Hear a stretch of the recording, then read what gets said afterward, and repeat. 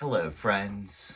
Good evening, and welcome back to Trevor's Ghost Journal, Volume 1, The Hunt for Headless Bert, Entry 3. I'd like to start with a query. Is it really necessary for our Bert to have been a real person for this story to have significance or impact? And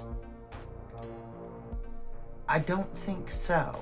I think that whatever ethical or moral ideals that were supposed to be imparted by this story,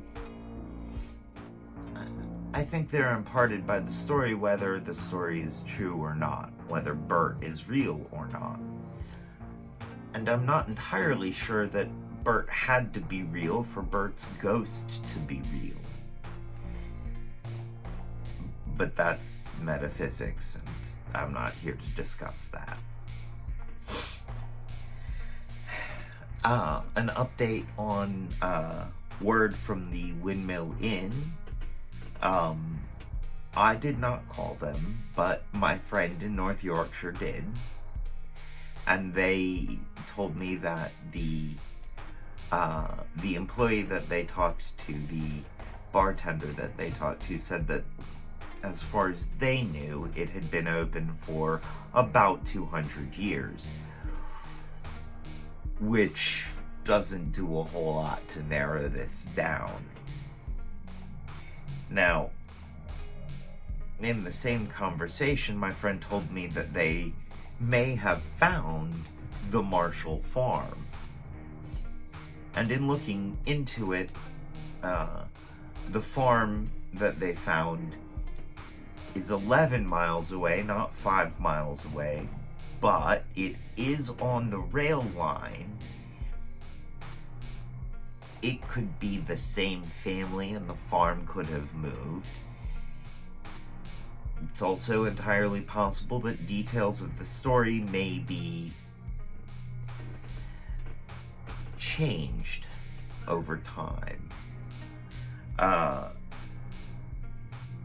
In an attempt to find another direction to research, a very large-brained friend of mine suggested that I look into news articles of the time, see if anything popped up. And I didn't have a lot of luck going that direction per se, but what did come up, something I did stumble on, was an archive of examples of printed folklore concerning the North Riding of Yorkshire, York, and the Aintsey. And this work seemed to have been published in and around 1899.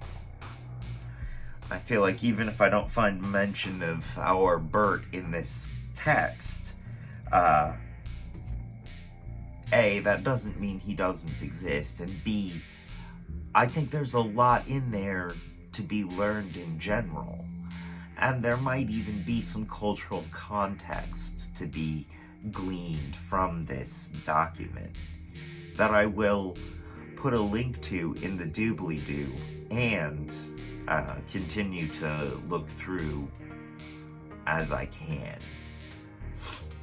It's a pretty dense document. I'd like to take a moment to talk about the most detailed version of the story that I've heard so far, as told by the Whitby Storyteller, findable on YouTube, and I shall put a link to her YouTube channel in the doobly-doo. She is an amazing storyteller. much better storyteller than I am, and I really do recommend listening to her version of this story. I believe the video is called Stories by Candlelight. I went back and listened again to her version to see if I could pick out any landmarks. And the only landmarks that she seems to put in, other than Robin Hood's Bay and the Windmill Inn in Whitby, or in Stainsacre, not Whitby. All of this is in Whitby. She mentions that that Bert used to climb the bay bank to get to the tracks to walk to the inn. And that may be a landmark that I can zero in on to help find at least relatively close to where he was coming from. And the other thing she mentions is the cinder track, and I have a feeling that that's the coal line that this was running, and she just means the railroad track. At least that's what I think. So yeah, that's about all my progress this time. I'm beginning to see that this journey is probably going to be more about understanding the culture in North Yorkshire more than it's going to be about understanding or understanding the story itself, or finding verifiable details. I think this is going to be a more nebulous and esoteric reward for this journey. And of course, I've written down here, personal note, pack for the Whitby Goth weekend. That sounds like it's going to be fun. Alright, well, good night, my friends. Thank you very much for joining me, and have a good evening.